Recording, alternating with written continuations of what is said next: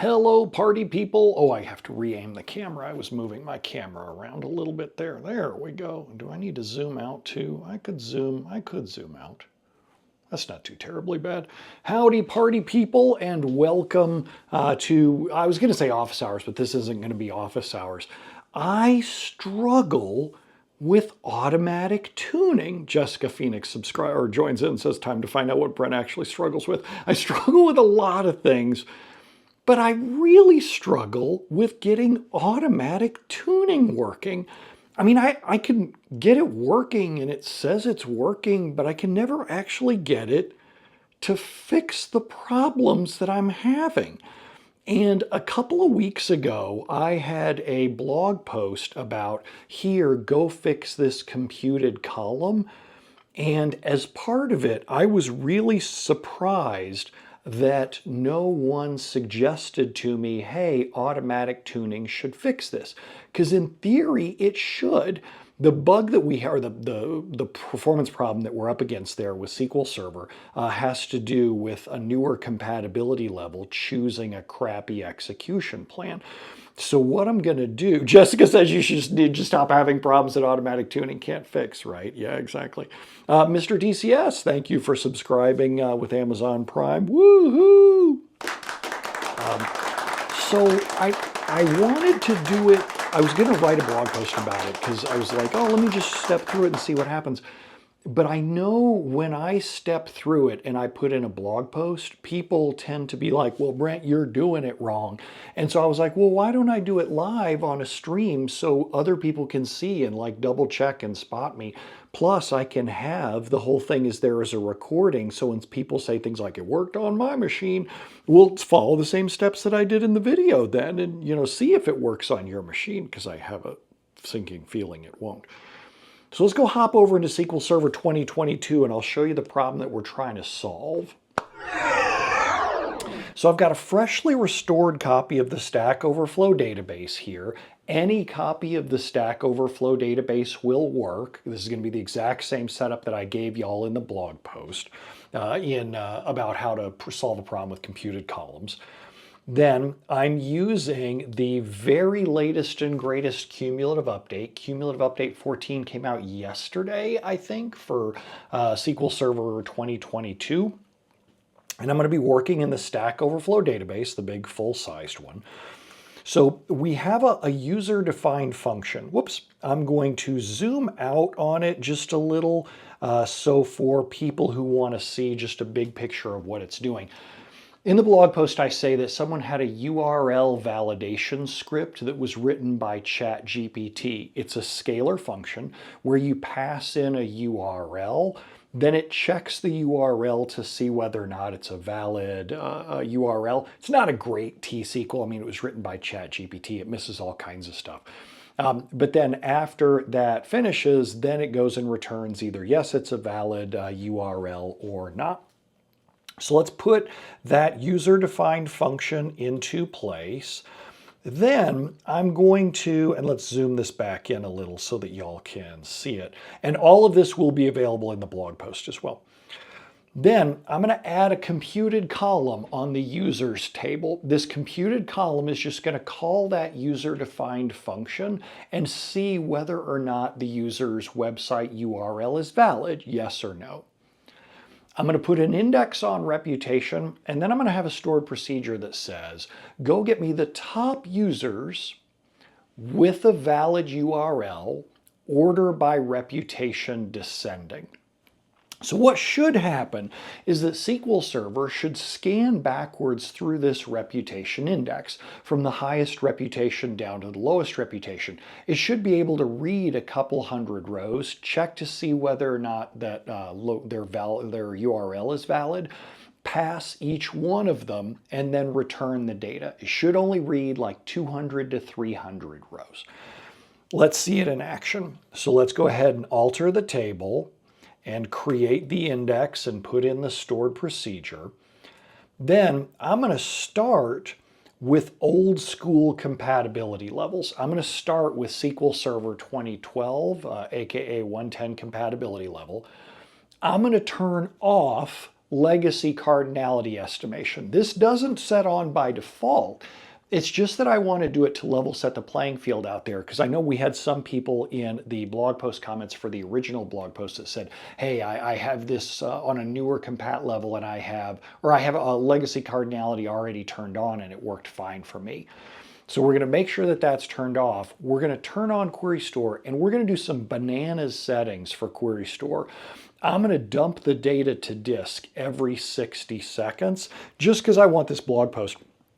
I don't want people to be able to reproduce this fairly quickly. I don't want to have them wait for like 15 minutes at a time.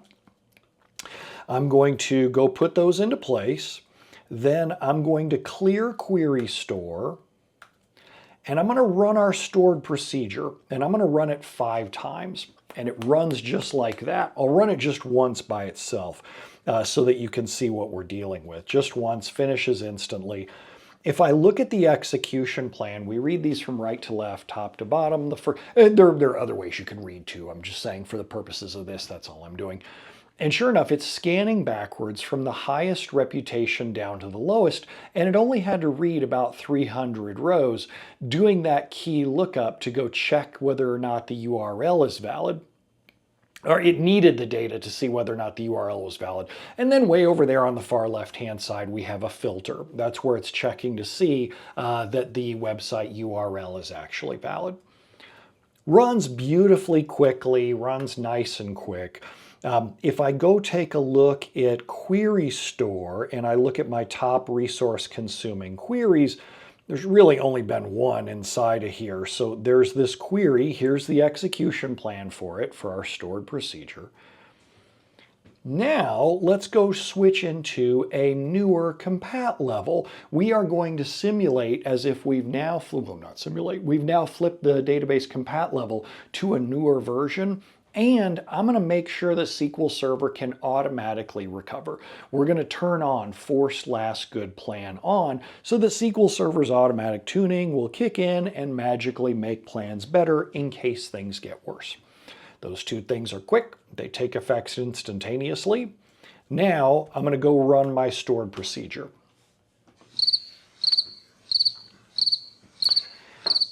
Okay, what's happening, and this query is going to take like 30, 40 seconds in order to execute. What's happening is that SQL Server decided to ignore the index and do a complete table scan across the whole entire table, running the function on every single row in the table. Now, this is interesting to me for a couple of reasons. One is that SQL Server 2016 or 2022 automatically has Freud functionality, the ability to inline user-defined scalar functions, but that's not happening here. If I go take a look at the execution plan, what it did was scan the entire table, reading all 9 million rows back out, run the compute scalar on every single one of those 9 million rows, and then afterwards do the filtering and the fill-in and the sorting. The sort way over there on the far left-hand side, yellow bang, spilled to disk, okay, whatever. That's adaptive memory grants, that's a whole separate issue. But running that scalar function sucks the big one over here, taking like 38 seconds. If I right-click on the select and go into properties, I get non-parallel plan reason, T-SQL user-defined functions not parallelizable. Well, they're supposed to be parallelizable inside of SQL Server 2019, 2022, but for some reason it's not inlining this function. To verify, we are at cardinality 160, meaning compat level 160. Okay, so not necessarily a big deal if it fails once. Let's go run it again, execute it again. And it sucks again here too. So it sucks again here too. SQL Server's Query Store is now recording a second instance of this query running for longer than 30 seconds. And when this thing finishes, I'll give you a little shot of the timer down there so that we can see. When this thing finishes, we'll go open the Query Store reports and go take a look. Oh, I have Twitch chat on another monitor. Let me bring that over here just so I can see it. DK Kimbo says Freud functionality is to blame for all your is to blame all your bad query plans on your relationship with your mother. So then we'll look at the execution plan. Still sucks. Still doing the clustered index scan. Over there on the left, the sort no longer has a yellow bang on it. The sort doesn't have a yellow bang because adaptive memory grants have kicked in. It's given more memory to the query. If I right click on the select and go into properties, go into memory grant, you can see that memory grant feedback is kicking in, but that's not the problem with this query. The problem with this query is that it's doing that clustered index scan, running the function on a row by row basis. I do find it kind of amusing if I hover my mouse over that yellow bang. Warning! Danger! Do you have implicit conversion across these? Converting it implicitly to a website URL to an nvarchar max may affect cardinality estimates. Well, okay, but you're supposed to be able to fix that. I also need a haircut really bad. I have a haircut appointment tonight at like 5:30 p.m. I say tonight, I tend to go to bed at like 8 p.m. If you know me, that's I usually get up. I was up this morning at 2 a.m., so that kind of evens out there. So that didn't work. Let's go take a look over at Query Store. Go take a look at our top resource consuming queries. And you can see that there are two plans here. There used to be a good plan that ran really quickly. Now we have a crappy plan, plan number 3, that's doing a bad job. This is what automatic plan regression or automatic tuning, which is such a BS word, is supposed to be able to fix. I'll run it again. Go hit exec top users. And it's still not automatically fixing anything. So let's look at books online for a second. Not that the documentation's always right, but that it can be right. ProHiller says, I imagine including the computed column in our non-clustered index won't change a thing, right? Remember, that's not what automatic tuning is. If we have to make changes to the database, that's not automatic tuning. And I'm not saying that to denigrate you in any way. I'm saying that to really shove a sock in the mouth of whatever commenters are like, well, all you have to do is change the database, then automatic tuning works fine. If it was going to do that, it would be called manual tuning, like Manuel Labor, our friend from Spain who does all the hard work. It's always interesting to see what the drop downs pop up inside here. I have no idea what in dark oxygen, Pacific Ocean. So SQL Server automatic tuning force last good plan. So if I go to the books online page, automatic plan correction identifies problematic plans, such as parameter sensitive issues, fixes execution plans by automatically forcing the last good plan before a regressive plan happening. If I come down here further to it, they talk about, shows, I want to say they call it 10 seconds. Oops. Yeah, there we go. Once you enable this option, the database engine will automatically force any recommendation where the estimated CPU gain is higher than 10 seconds, or the number of errors in the plan is higher than the numbers of the recommended plan, whatever. All I'm caring about is a 10 seconds worth of CPU. So is this query burning at least 10 seconds worth of CPU? So let's go find out. DK Kimbo says, does Query Store have to be on for this to work? Oh, let me turn on Twitch chat up there so y'all can see it. Yes, and it is on. That's why I just went over to Query Store reports over here, and it shows you under the reports, see here it shows the previously good plan and the bad plans that we're capturing now. Okay, so let's go take a look at the CPU then. We'll say set statistics IO on, and oops, not time on, execute, and then get top users. Now it's going to take 37 or 40 seconds for this to work. And then at the end, we'll get the CPU time numbers afterwards. You can tell that it's going to save more than 10 seconds worth of CPU because the old plan was running sub-second. So you see here, my performance, we're running like 30% CPU across all these cores. SQL Server's clearly doing some work here. You can also see it under processes that SQL Server's burning this CPU. Let's come back out of here. This thing's just about done. And then ProHiller is talking about execution plans and missing indexes. Automatic tuning in the box product of SQL Server does not do index tuning. Automatic tuning with indexes is only available in Azure SQL DB, which is totally different. Okay, so let's take a look at CPU time out of statistics time on. So it was burning 50 seconds in that case of CPU time across the span of 60 seconds. Clearly, this is a big, huge, ginormous number. So let's go check to see if it's coming up with any recommendations. There are these 3 DMVs that I also want to go query just to catch people who say, Brent, you're incompetent. So if I look at the first one, DMDB index or tuning recommendations, SQL Server's like, I got nothing. I have no idea how I could possibly make this workload go faster. And then just to double check and prove that I have query store turned on in read write and force last good plan is turned on. But this feature, I swear to God, like every time I've had a client come to me and say, we turned this feature on and we're still in trouble, and we go look at the queries, I can go pop into Query Store, top resource consuming queries, or I can even look at regressed queries. The regressed queries, goes and shows what has been gotten worse. Here in this case, SQL Server's like, nothing got worse. Let's go back and look over at top resource consuming queries. So here, this has very clearly gotten worse, and yet SQL Server isn't doing anything about it. Lorray says, can the 10 seconds threshold be changed? Not as far as I know.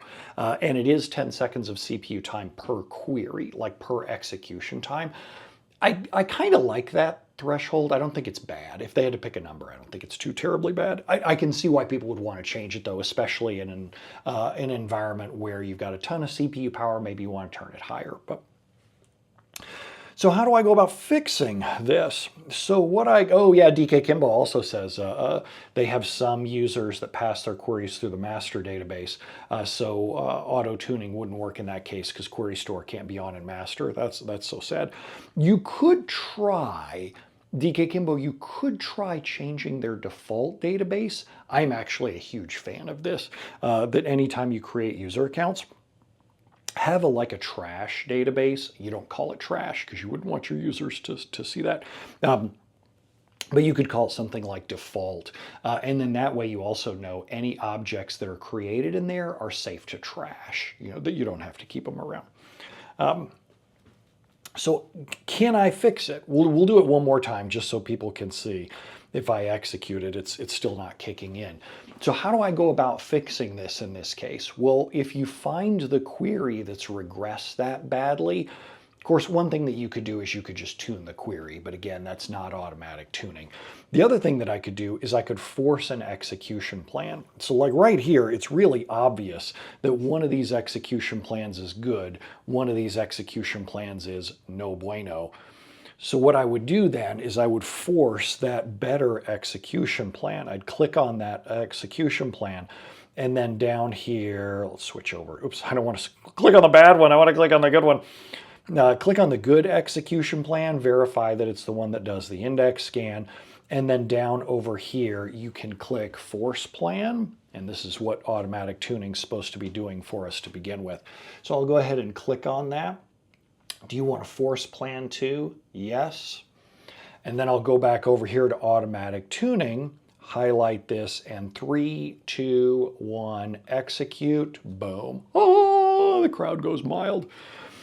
So now we have the execution plan that we really wanted. If we go in here, right click on select and go into properties, we can go look We still have a non-parallel plan reason. The plan didn't go parallel, but who the heck cares? We're completely okay with that. We're also still on the newer compat level. We didn't have to change the compat level across the database overall. We didn't have to put any hints inside the query. This just simply works. So I don't know.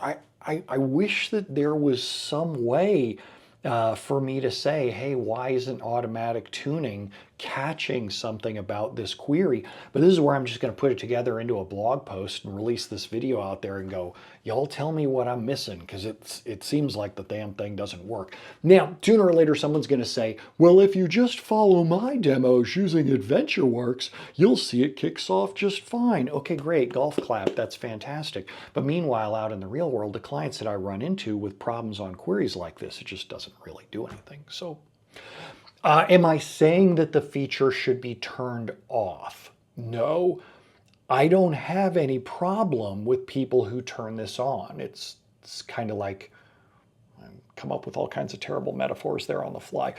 If it does you, great. If it does you, good. If it saves you at all, if it saves you in 1 in 10 queries, then it's probably worth turning the thing on. But golly, I don't know.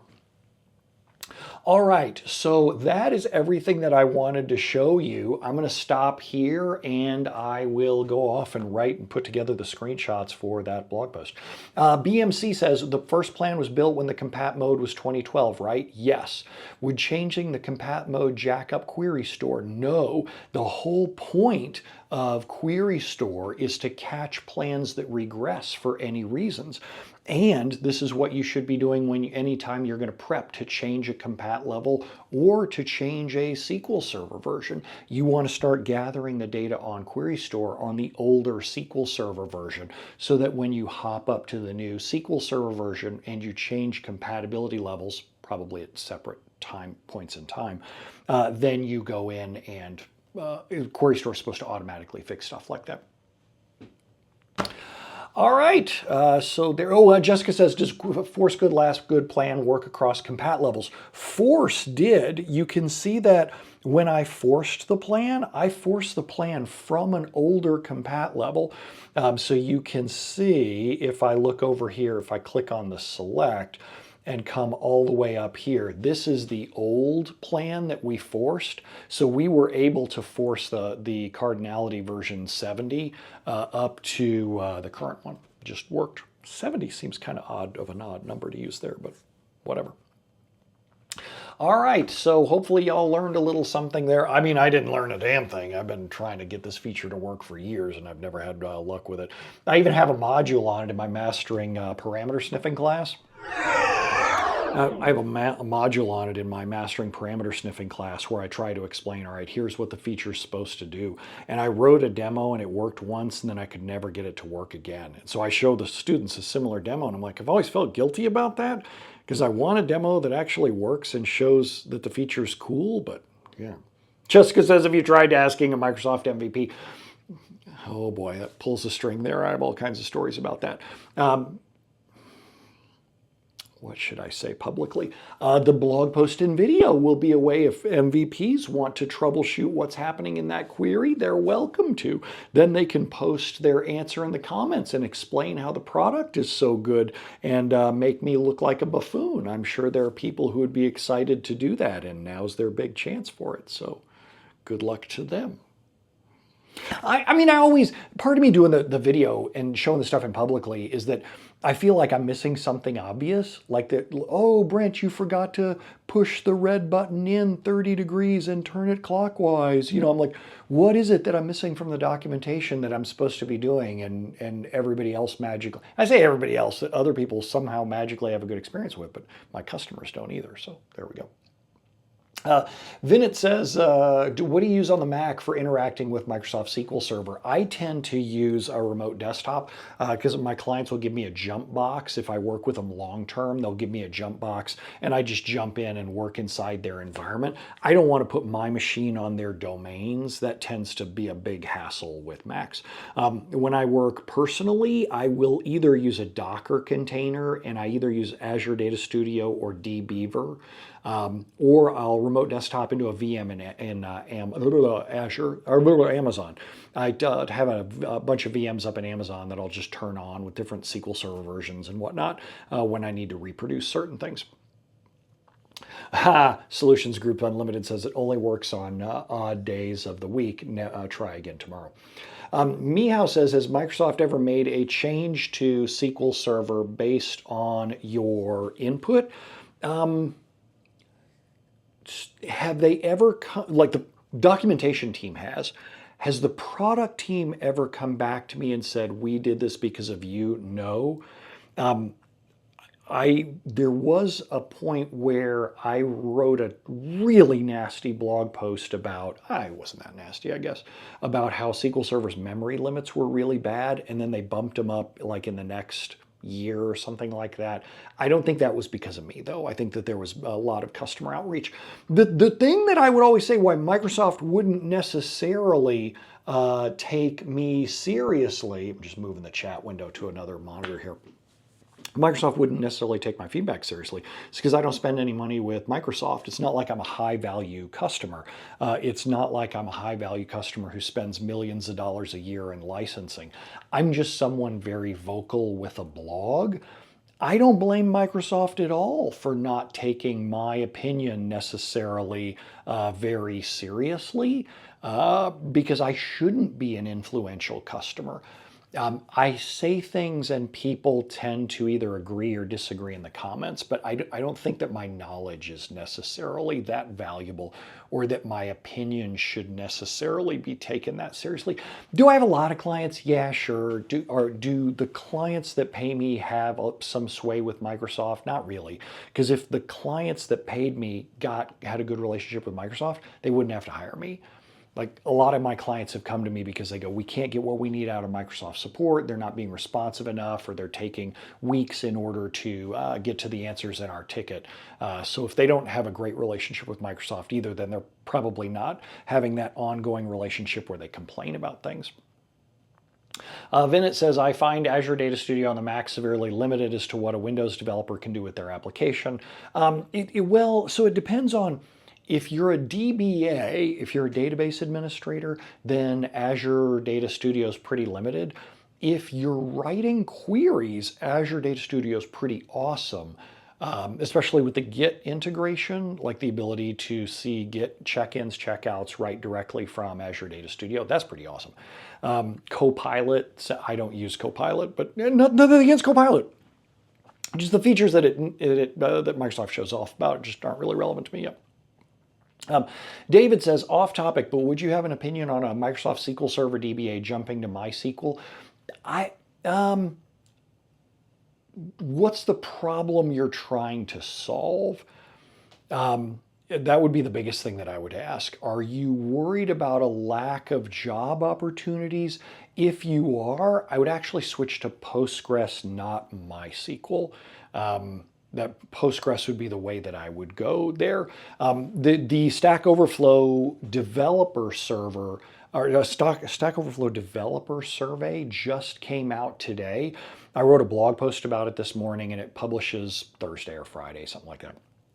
And in there, Postgres is head and shoulders above everybody else, both in terms of existing adoption and developers' eagerness to work with it in future parts of their career.